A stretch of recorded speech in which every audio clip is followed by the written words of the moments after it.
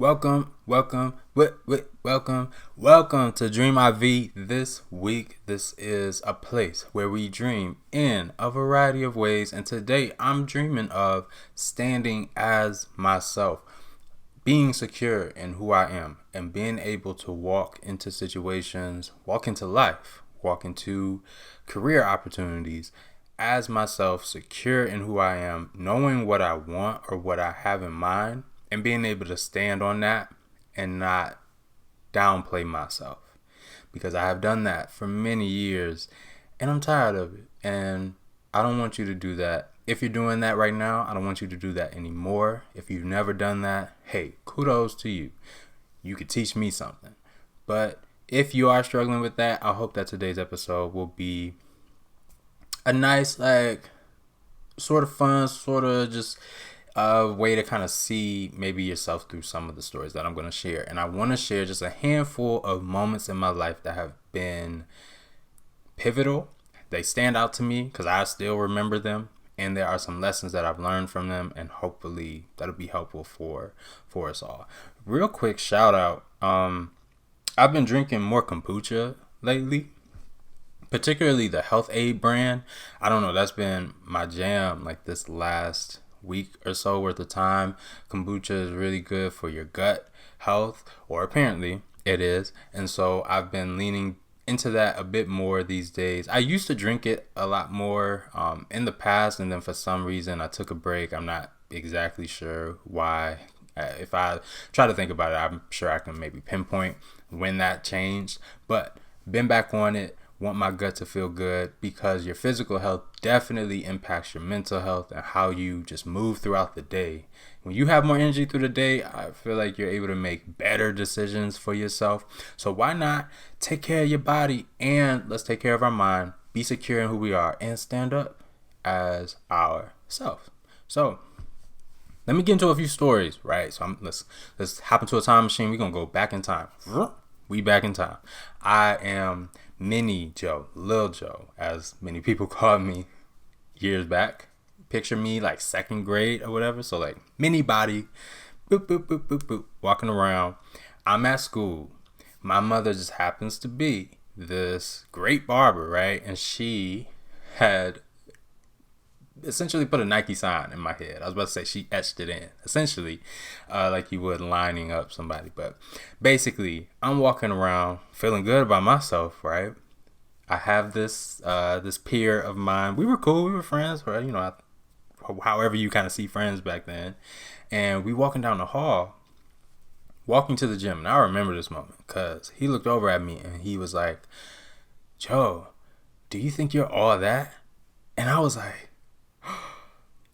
no. Inside, that's what I'm thinking, like, oh no, this is bad. Because that phrasing, like, do you think you all that? You think you all that in a bag of chips? He ain't say the bag of chips part, but he said the first part. And I was like, oh no, this isn't good. Because if they think that I think I'm all that, then they think I'm trying to be better than them, you know? And of course, second grade, I couldn't really articulate all of this, but I felt like deep down, this ain't good. This is not a good thing, because I want to be accepted.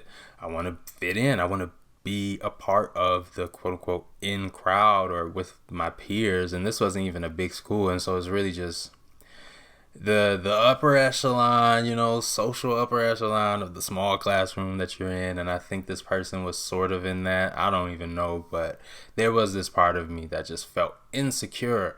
And I felt bad, almost like I needed to apologize, you know, as I kind of think back to it.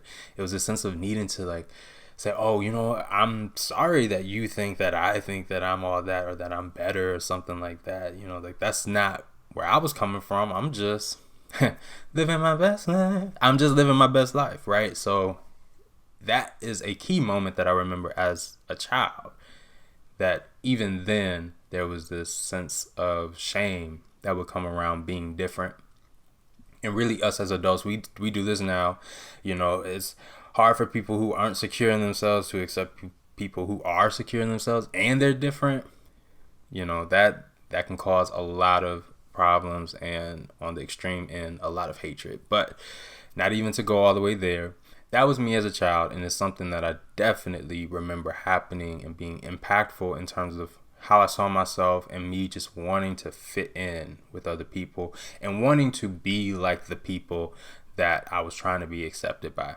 All right, so let's speed up. I'm gonna grow up a little bit. I'm like 7th grade, so my body's bigger at this point, and I'm sitting in class. We waiting in class. I think this is, what class is this? Not important. Just picture those like beige, not even beige, they like cafe colored desks with like blue, like a navy blue seat, and the whole thing is just one unit. It's just all connected. I'm like sitting in one of those, right? It's people, we chatter, chit chatting, everybody talking because class is about to start, and there's this girl, she's sitting in front of me, right? And like, we cool. We ain't like friends, but we cool. I know of her, she knows of me, so it's all good. Ain't no problems. She turns around, looks down at my feet. Mind you, I'm rocking either some Forces, some Air Force Ones, or some K-Swiss Classics. And if I recall, I had a white pair and a black pair of both. You know, they just classic, right? You wear anything with them. So just imagine, I think I had black ones on. Let's just roll with that. But I know I had the opposite color socks on at the time. And not only that, they weren't ankle cutters, what we would call ankle cutters. They weren't socks that ended around the ankle, but they were like mid-top. So they extended past the ankle up, just in case you kind of needed a visual. And she looks down, looks up at my face and says, and you know, she's sassy or whatever. She says, "Why you wearing them socks with them shoes? You need some ankle cutters." And then she turns around and then like we start class. Like ain't nothing happened. And I was like, oh no. My heart, it like sank. It just, oh my gosh. Like when I tell y'all, I made adjustments. From that point on, I was moving my socks down. Like same day, I'm sure. Moved my socks down, folded them where the toes are. You know, so that way it would look like I had ankle cutters on, as you know, look close to it. So if you did a quick glance, you'd be like, oh, you know, those are those socks, right? Went home, told my mom, I need ankle cutters. And I don't know if we went to the mall that same day or to the store, but soon the whole wardrobe started to change. And when I tell you, even after that point, not just because of that moment, I think there were other micro moments that took place, but even through high school, I was very self-conscious, very like hyper vigilant of how I presented myself. The shoes matched the clothes, matched the this, matched the that. I can't even really recall or count on my hand the amount of days I did not go to school with some type of like cologne on. You know what I'm saying? Like I felt like I'm together, and what you're not gonna do is come at me because of how I look. Like that's not a discussion. We're gonna be good on that part. So another just situation where I was okay with what I was wearing before that moment. You feel me? That's key in that story. Like I was good. Somebody else wasn't. They had a different opinion. Now, had I been able to look at the situation and say, you know what? I actually prefer the look of the ankle cutters or the look of the matching socks so I can make a sound decision for myself, that would be different. But I made a decision primarily from fear and being like, well, no, I can't be out here, you know, outcast. That can't be me. It ain't gonna be me. So it was not me. You know what I'm saying? Like going forward, I made sure that that was not the case. And the decision didn't come from a place of security. It came from insecurity and trying to fit in. Moving forward. Okay, so this is more of kind of like in the realm of like career or creating things. This is a music example, but hopefully this will be helpful for some when it comes to considering how you show up in situations where you have a vision for something, you have an intention, you have something that you are providing work-wise, and you want a particular product, you want a particular income, you want something in particular, right? And the difference between you being able to be secure in yourself going into that situation versus not. So there was a time where I was working with a particular engineer, And I had already produced this song. And mind you, just quick note, this story has nothing to do with that engineer. They're great people, love them. This was really about my insecurity. But I go into the situation already having produced a song.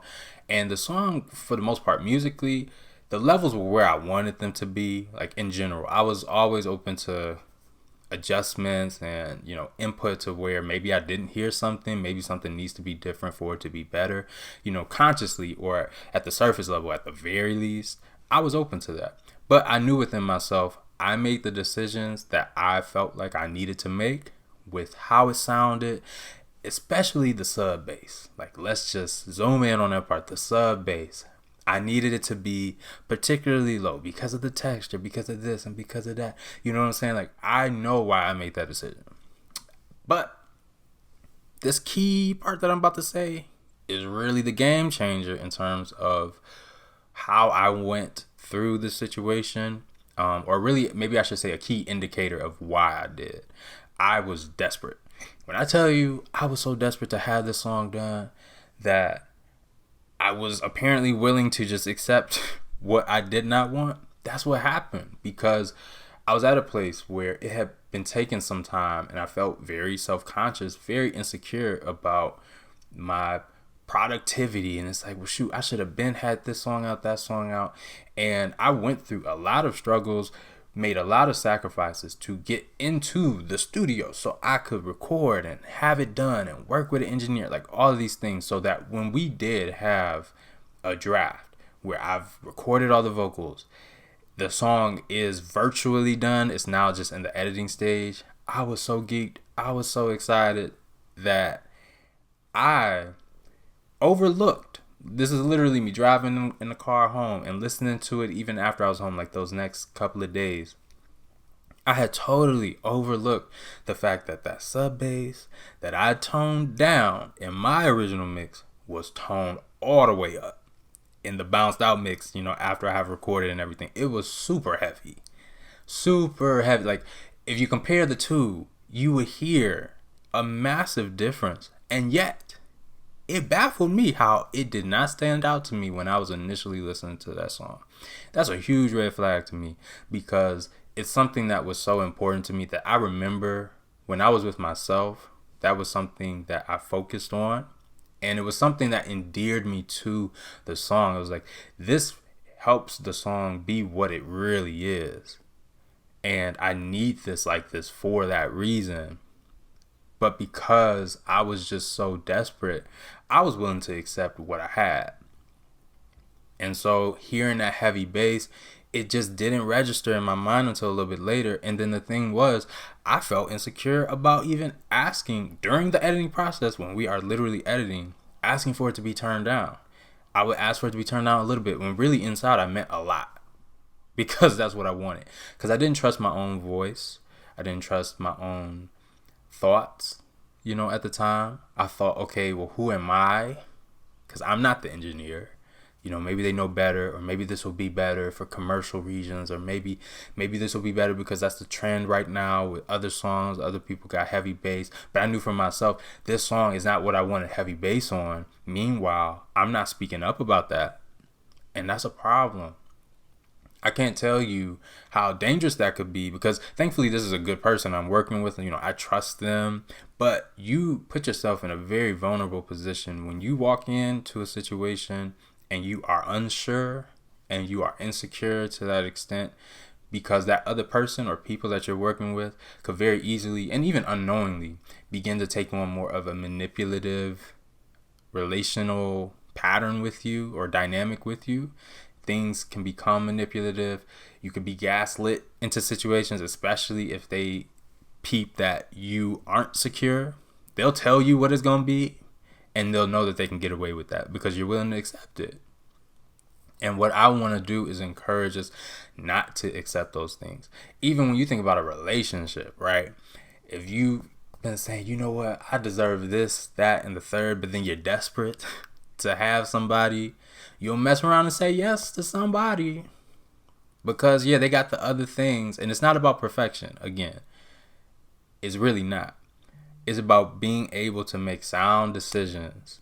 If you again, just in a relationship example, if you're able to look at somebody and say, you know what, I know what I wanted, I know what I do want, I know what I'm worth and what I deserve, and I can clearly see that there are some things that aren't here, I at least can count the costs and make a sound decision going forward.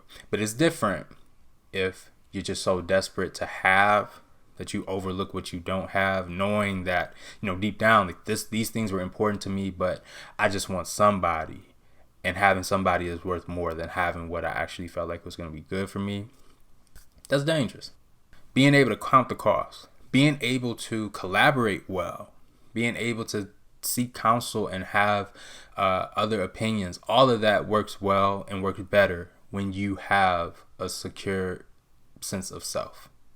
If you don't know who you are, if you're insecure, you're likely to just take on the word of whoever is around you, just bonus story. And thankfully this one didn't turn out, so negative. Well, actually, depending on how you look at it, it's a whole story in and of itself. But just to mention it, there was a situation, another music situation, where years back, I finally got some studio time in like this really nice studio.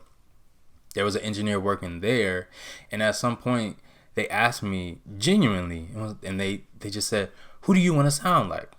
And I said, "What do you mean?" They was like, "Well, what artist do you want to sound like?" And I just paused, and I was thinking, why would you ask me that? Like, what kind of question is that? I'm so thankful that was my mind at the time, because they really did mean, who do you want to sound like? Who should we mix you like? You want to sound like Chris Brown? You want to sound like this artist? You want to sound like Usher? You want to sound like who is the person that we want to make you sound like? And I'm thinking, I want to sound like me. Deep down, I was like, I want to sound like me. Thankfully, I had a friend there who I could, who could vouch for me, who I had their ear, and I could say, hey, am I crazy or not? I'm not tripping on this. That was really helpful. Had it just been me on my own, it might have turned out different. So, of course, having support is super helpful. And I'm totally down with checking yourself in a situation. Let me check my heart. Let me check my mind. Am I tripping? But when you check, you can check with a sense of security. You feel me? When I was producing that song, and then it finally hit me after recording that the bass was super heavy, I checked myself for a moment and said, well, I made the decisions for particular reasons, right? Yep, I did. But because I was still so insecure, I was timid in how I moved forward. And it didn't end up turning out like how I originally wanted. It turned out fine, but it's something that I'll always remember, because it's something that's very simple, and yet desperation and insecurity took me down a different path, and I ended up with a different result. So in all of that, I hope that these things were helpful in jogging your mind, your memory. Maybe you can pull a thread from something that I shared and just be able to see how you're showing up today in your life. How do you present yourself? How do you walk into certain rooms? How do you show up relationally with people, just in general? How do you show up in situations where you have a vision? There's something in particular that you have in mind. Are you actually communicating that? The clearer the communication of the vision that you have, the clearer you'll be able to go through and make decisions on what needs to change and what will be helpful and what won't be helpful.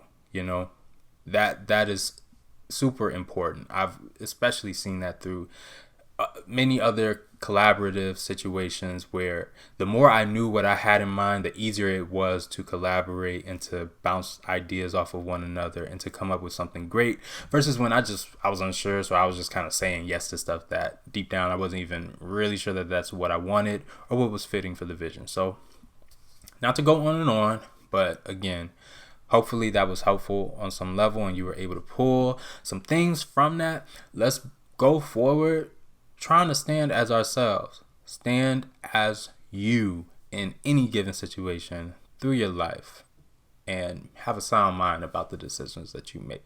You don't have to compare yourself to other people and try to be like them. Who you are is cool. It's your version of cool, and that's okay. And the people who love you, I'm willing to vouch for them and say that they most likely love you because of these unique elements, or at least some of them, versus thinking of them as liabilities. Because I used to think of many unique elements of who I am as liabilities. It's like, oh, well, this is different than the people that I'm trying to be accepted by, that I'm kind of labeling as cool. So this is a problem. No, it's not.